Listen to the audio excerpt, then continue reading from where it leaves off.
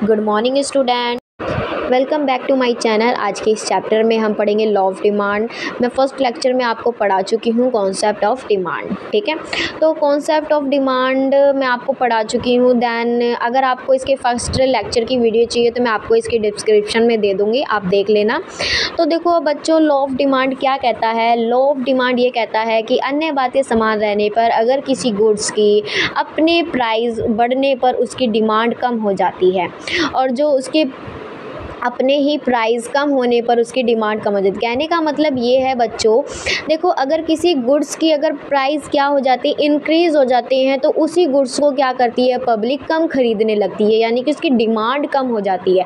अगर उसी गुड्स के अगर प्राइस क्या हो जाए, कम हो जाए, राइट, अगर उसी गुड्स के प्राइस कम हो जाए तो पब्लिक उस गुड्स को ज़्यादा खरीदने लगेगी, ठीक है। तो देखो इन्होंने कह रखा है डिमांड के जो लॉ होते हैं, यानी कि लॉ ऑफ डिमांड है, निम्नलिखित समीकरण यानी कि एलिमेंट्स द्वारा स्पष्ट किया हुआ है।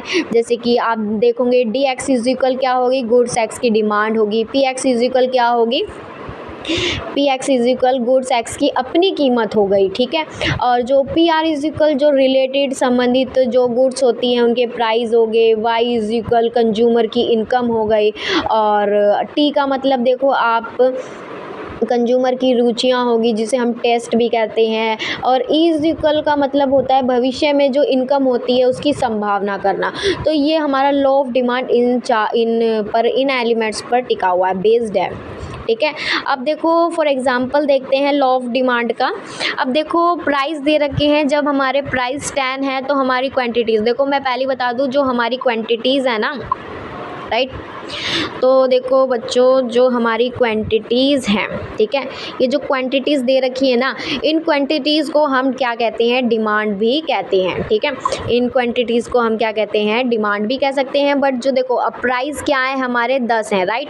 प्राइस अगर 10 हो जाए, राइट, तो जो हमारी डिमांड या आप इसको क्वांटिटीज़ कह लो, तो जो हमारी क्वांटिटीज़ हैं वो क्या हो जाएंगी, 100 हो जाती है। अगर हमारे प्राइस क्या हो जाए, 9 हो जाए, तो हमारी क्वांटिटीज़ क्या हो रही हैं, 150 हो रही है। तो देखो जैसे हमारे प्राइस कम हुए तो हमारी क्या हुई, डिमांड बढ़ने लग गई, ठीक है। पहले 100 थी, 10 पे तो 100 थी, और 9 पे कितनी हो गई, 150 हो गई। अब देखो ऐसी 8 अगर हमारे प्राइस क्या हो जाए, 9 से अगर 10 कम हो जाते हैं तो हमारी क्वांटिटीज़ यानी कि डिमांड इंक्रीज़ होने लगती है, 200 हो जाती है। तो ये देखो इसका फॉर एग्ज़ाम्पल हमें यहाँ दे रखा है, इसके डायग्राम पर बेस्ड कर रखा है। तो देखो अगर आप मान लो फॉर एग्जांपल, जैसे ये P है, इसको आप मान लो 10 प्राइस है, ठीक है। यानी कि इन्होंने देखो वाई एक्सिस पर प्राइस दे रखे हैं और एक्स एक्सिस पर डिमांड या क्वांटिटीज़ मान लो, ठीक है, दे रखी है।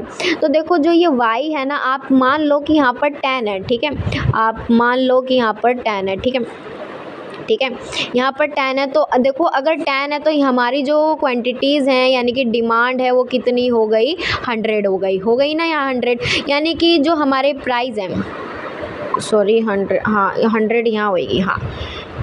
तो देखो यहाँ 100 हो गई, ठीक है, यानी कि जो ये हमारे 10 प्राइस हुए तो हमारी क्वांटिटीज़ कितनी हो गई, 100 हो गई इस वाली लाइन पे, ठीक है।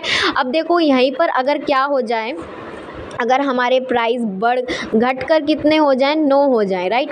तो अगर हमारे प्राइस 9 हो जाएं इस वाली लाइन पर, तो देखो इस वाली लाइन पर कितनी क्वांटिटीज़ होएंगी, 150 क्वांटिटीज़ होएगी। यानी कि ये जो है हमारी लॉ ऑफ डिमांड बताती है कि अगर हमारे प्राइस कम है तो डिमांड बढ़ेगी, अगर हमारे प्राइस ज़्यादा हैं तो डिमांड कम हो जाएगी। That is a law of demand. अब लॉ ऑफ डिमांड के बाद हम करेंगे extensions and contraction of demand और चेंज इन क्वांटिटीज़ डिमांडेड, ठीक है। तो देखो इन्होंने इसकी डेफिनेशन में क्या कह रखा है कि किसी गुड्स की अपनी प्राइसिंग में चेंजेस होने पर उसकी जो चेंज इन क्वांटिटीज़ डिमांड होती है उसमें परिवर्तन होता है, तो उसे यानी कि डिमांड का एक्सटेंशंस या कंट्रैक्शंस या चेंज इन क्वांटिटीज़ डिमांड कहते हैं, ठीक है। अगर देखो किसी मतलब किसी गुड्स में अगर चेंज यानी कि जो गुड्स होती हैं उनके प्राइजेज़ इंक्रीज़ हो जाते हैं, ठीक है, और जो उसकी मांगी गई यानी कि चेंज इन क्वांटिटीज़ में जो भी परिवर्तन होता है that is a extension and contraction demanded कहता है, ठीक है। तो देखो इन्होंने बता रखा है कि एक्सटेंशंस ऑफ डिमांड क्या होती है, कंट्रैक्शंस ऑफ डिमांड क्या होती है। सबसे पहले हम बात करते हैं एक्सटेंशंस ऑफ डिमांड यानी कि अन्य बातें समान रहने पर कि अपनी कीमत में क्या होते हैं। देखो जब किसी गुड्स की अपनी कीमत मतलब अपनी कीमत में कमी होने के कारण उसकी जो मांग है यानी कि जो डिमांड होती है वो क्या हो जाती है, इंक्रीज़ हो जाती है, तो that is a extensions of demand कहलाती है। यानी कि किसी गुड्स है, राइट, कोई गुड्स है, अगर उस गुड्स के प्राइस कम हो जाते हैं तो उसकी जो मांगी गई मात्रा यानी कि जो डिमांड होती है वो इंक्रीज़ हो जाती है।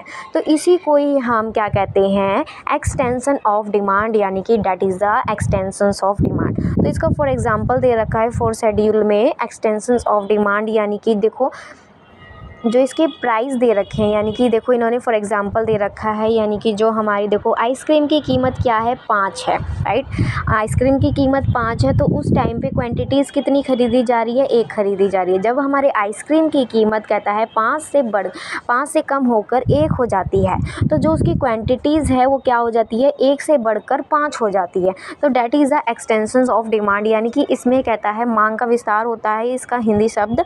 तो इसी मांग के विस्तार को ही हम क्या कहते हैं, that is the extensions of demand. यानी कि जब हमारी क्या है, जब आइसक्रीम की कीमत 5 थी तो जब हमारी क्वांटिटी कितनी हो गई, 1 हो गई। जब हमारी आइसक्रीम की कीमत 5 से 1 हो जाती है तो हमारी मांगी गई मात्रा यानी कि जो डिमांड है वो 5 हो जाती है। तो that is the extensions of demand.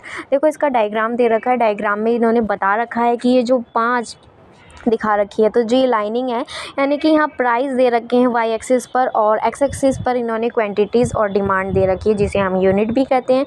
तो देखो जो हमें 5 प्राइस दे रखे, जब हमारे प्राइस 5 थे तो जब हमारी क्वांटिटीज़ कितनी हो गई, 1 थी।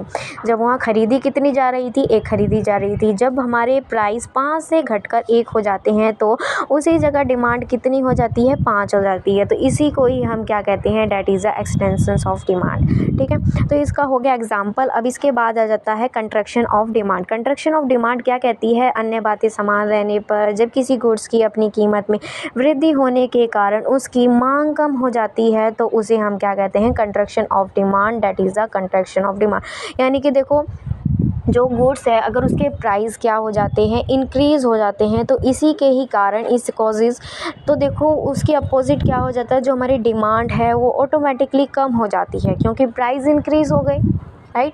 तो प्राइस इंक्रीज़ होने के कारण उसकी डिमांड कम हो जाती है, तो that is a contraction of demand. तो फॉर एग्जांपल देखो इन्होंने शेड्यूल 5 में दे रखे हैं कि जो आइसक्रीम की कीमत है वो 1 हो गई, राइट। जब आइसक्रीम की कीमत हमारी 1 थी तो उसकी डिमांड कितनी थी, 5 थी, यानी कि उसे 5 खरीदे, यानी कि 5 खरीदी जा रही थी जब उसके प्राइस 1 थे। और जब उसके प्राइस क्या हुए, बढ़ गए, जब उसके प्राइस बढ़ गए तो उसकी यानी कि जब उसके जब उसके प्राइस 5 हो गए तो उसकी डिमांड कितनी हो गई, 1 हो गई, राइट। तो डिमांड बढ़ने से क्या होता है, उसके प्राइस उसके मतलब जो उसकी प्राइस है वो बढ़ने से क्या होता है, उसकी डिमांड कम हो जाती है, ठीक है। तो देखो इन्होंने डायग्राम के थ्रू भी बता रखा है कि जब हमारे प्राइस 5 थे तो जब जब हमारे प्राइस कितने थे, 1 थे, तो जब हमारी डिमांड कितनी थी, 5 थी, राइट। और जब हमारे प्राइस बढ़कर 1 से 5 हो जाते हैं तो हमारी डिमांड कितनी हो गई, 1 हो गई।